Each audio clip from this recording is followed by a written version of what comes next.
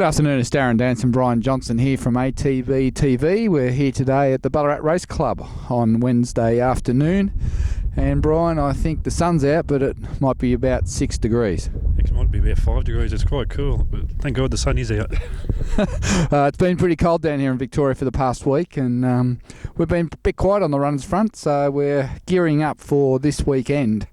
Tomorrow, Thursday, we head down to Warrnambool and we're racing on a heavy 10. At this stage, we've got 3 runners. We're starting off with Naughty Nights and El Gaglio in a race together. Brian, you've had a look at the field. What are your thoughts? Well, El Gaglio looks fairly well placed. It's well drawn, and I expected to finish top 3. I think Blue Pearl's probably the danger, and Naughty Nights gets a benefit of a 3 kilo claim, which is going to help her. But she probably needs to improve on her last couple of runs, but she's probably in there with the lightweight.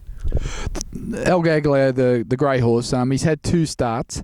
I think both of them have been pretty good, and I think he's really knocking on the door to break his maiden tomorrow. Yeah, he's a big chance. Last start he raced at Warrnambool on that day, and it just rained all day. So really, the position he was in the race, he's like second or third last in the run, and he actually ran home pretty well to finish, I think, just over 2 lengths from the winner. So tomorrow, probably a lot better track. You'd expect him to be in the run, a lot closer in the run this time. He'd be finishing strongly. Naughty Nights has a 4th run for us. The best finish so far has been 9th. The first 2 runs, I think you just got to put a line through them because she's a bit of a slow learner. Last start, different tactics, went to the front but weakened out late on a very, very heavy track. She's really got to step up tomorrow. Well, it was the same race as El Gaglio, and she was in the race for a long time, but she just give ground in the last 200 metres, as most of them did that day. So benefit of the experience, and as I say, Dan, I think she's got 53 kilos, so it's going to give her a bit of a chance to sit up outside the lead and probably thereabouts and to see how she goes. El Gaglio for me tomorrow. Having a look, also Miss Adelaide is entered for Warrnambool tomorrow. Last start winner at Warrnambool, probably about a month ago now. Wet tracker, Fuzachi Pegasus filly, highly strung, hard to train, doesn't really hold a weight that well. Jared's had to work really, really hard to keep her up, but he says she's right to go on Thursday, and her last start was pretty good. Yeah, very impressive. Unfortunately, or fortunately, depends how you look at it. I was over in London at the time when she raced, but she was very strong at the finish. She faces a bit better field this time too. There's a couple of handy types in. I think Unique Storms had a placing at Moonee Valley 2 starts ago, and 5th at Sandown last start. So it's one's going to be hard to beat. But she's drawing out wide too. She's going to probably jump from 11 unless there's some more scratchings. So if she can get up there without using too much fuel early, she's probably be good at the finish. I think she's an each-way chance. The statistics say it's very rare for a horse to win their maiden and go on and win their next start. Only about 1 in 8 can do it because they go up in class and up in weight.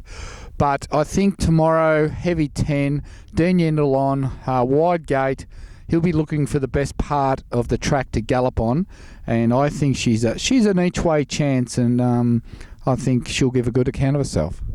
Well, I hope she does, because I've got a share in her, and she's been 2 starts for a 3rd and a 1st, and she hasn't done nothing wrong as yet, so she's got to step up in class to try her out. I think the ratings had her about 3rd or 4th? Yeah, 3rd or 4th, I think about 4th, so she's in up to her earballs. Who did they rate on top? They rated Unique Storm on top. Unique Storm, so maybe it's the one to beat. So that's Warrnambool tomorrow. My best is a big grey horse.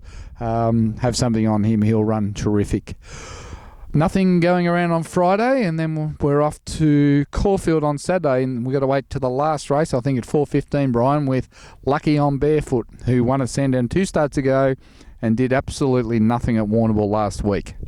Yeah, well, Lucky went around the same track as El Gaglio and Naughty Nights, just a bog, so you basically got to forget the run. He gets in well on Saturday. He's only got 51 kilos after the claim, and hopefully, it's a dead track at the moment, so hopefully be a little bit more rain, because he'd probably prefer a bit of sting out of the ground. Well, there's no rain forecast. Well, he's probably going to have to go on dead ground, but he's still fairly competitive. Like, it really runs a bad race, and if he's within shooting distance at the straight, look, he'll give a good account of himself. Yeah, 51.5, Joey McNeil. He rode him 2 starts ago. Unfortunately, he couldn't ride him last start when Dean rode him. But I think Caulfield, it's hard to know. We need to see how the track's playing. Hopefully, if they are leading early, the track does get a bit chopped up and they're swooping late, as can be the pattern at Caulfield. He'll be midfield or worse, and with 51.5 kilos, he'll think he's a 3-year-old running in the Derby. He will. That's very insightful. Then on Saturday night, we go to South Africa to watch our sprinting mare Counter Ridge, trained by Frank Robinson, racing in a Fillies and Mares Stakes race. This will be her last run, this preparation. And Brian, you've had a look at the field. I haven't looked at the field yet, but it looks a hard enough race. I've had a quick look, and there's former around Chocolicious, our other horse, so she's going to have to probably step up a little bit to beat some of these. But her last run was pretty good, and she's improved in the last 2 or 3 runs. So all you can really ask for is that she runs a forward race. She's a quality filly.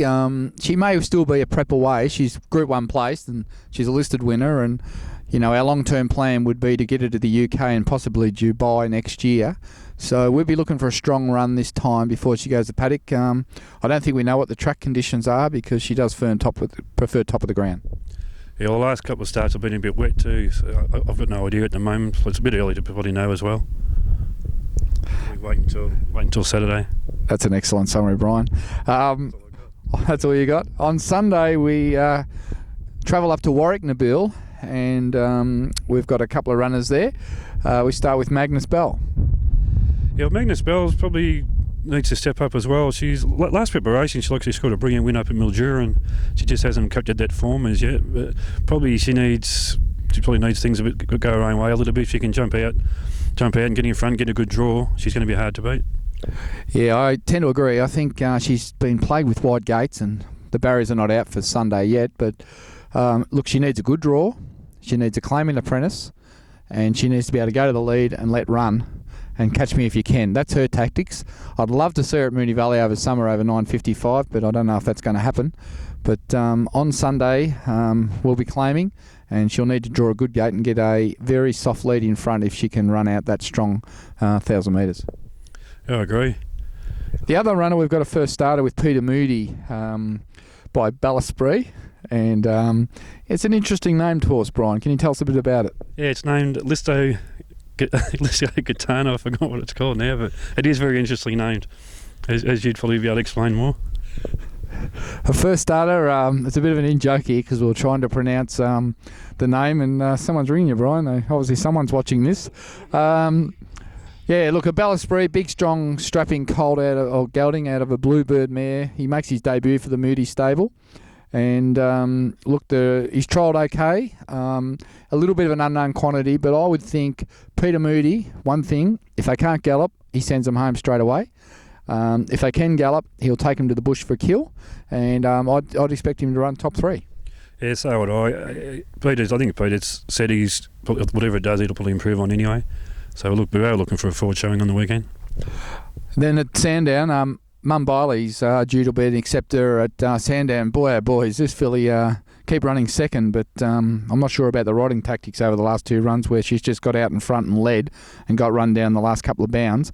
Sandown on Sunday, she's probably going to start favourite again and be hard to beat. Yeah, well, you'd expect so, but look, her form says she's capable of winning this, and she just has to do what she done last time and probably get to the lead a little bit later because she was left a sitting duck last time. Still only just lost, it looks short half head. Very consistent, very honest, and a mare that most people would be happy to own. I'd be happy to own it, so yeah, good mare. Okay, well that's our runners for this weekend. I might just touch on the tipping competition that finished up in the end of June or early July, and congratulations to David Baker who won the prize for 2 to Darwin Cup weekend, and we'll look forward to seeing David and his mother up there for the Darwin weekend, Brian. It was a pretty good tipping competition, and he did really well to hang on in the end. Yeah, it was pretty well contested too, and the Baker did get the dough in the end, which is good to see. But yeah, I think it wasn't much between the top 5 in the end, so it was a really good comp. Plus, we'll have probably a bigger and better one for the spring, which will probably be out late August. So we're going to start that off when? The end of August?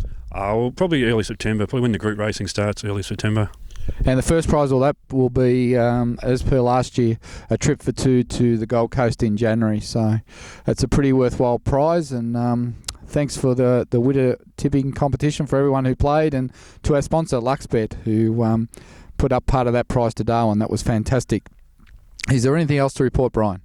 Probably if you are going to go in the competition and you do decide to enter it and you happen to win, there's still shares available in a couple of horses that are going up to the Gold Coast to race in the 2-year-olds race, the Northern Meteor and the Command. So probably a good chance of getting one of those to do the double, win the comp and race a horse. Yeah, that sounds good. The other thing I should say is we've just had a little bit of trouble with our website over the last couple of weeks with some people being locked out of the stable. We've now moved that website from the Sydney to Melbourne to be hosted by a new company. So we're expecting that any of you who experience little problems with trying to get into the stable, that they've now been corrected. If you are still experiencing some problems, if you can just send an email through to myself or to support at AT Bloodstock, and we'll get onto those and get them rectified. But as far as we know, everything should be resolved now, Brian. But we expect to make some significant changes to our website in the spring, and everyone should be, I think they'll be quite pleased with what they see. Well, hopefully they will. We plan to just make it bigger and better for the owners, and probably more updates and more information and that sort of thing. Yeah, and if you've got any feedback on that website or anything you'd like to see added that we don't currently do, we'd be more than pleased to hear from you. So we're off to the races this weekend for the 3 big days, and then we've got Burrumbeet trials scheduled for next Thursday. We'll have 4 to 6 horses out there trialling around.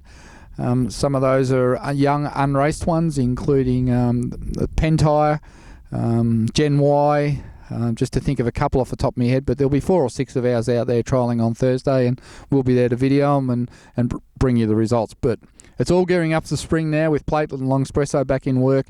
Obviously, Dan Dino ran terrific for us at the Hardwick Stakes while we were over at Royal Ascot a couple of weeks ago, running second. He goes straight to America for the Arlington, and onwards to the Caulfield and Melbourne Cup with Jackalbury.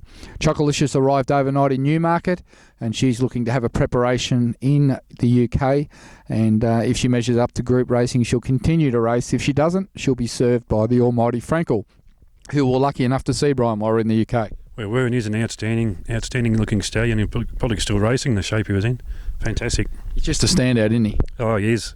And he's doing pretty well as a stallion as well, I believe. I think he's got them just about all in full. Anyway, until next week, that's ATB TV here at sunny but freezing cold Ballarat, and we'll see you next week. Cheers.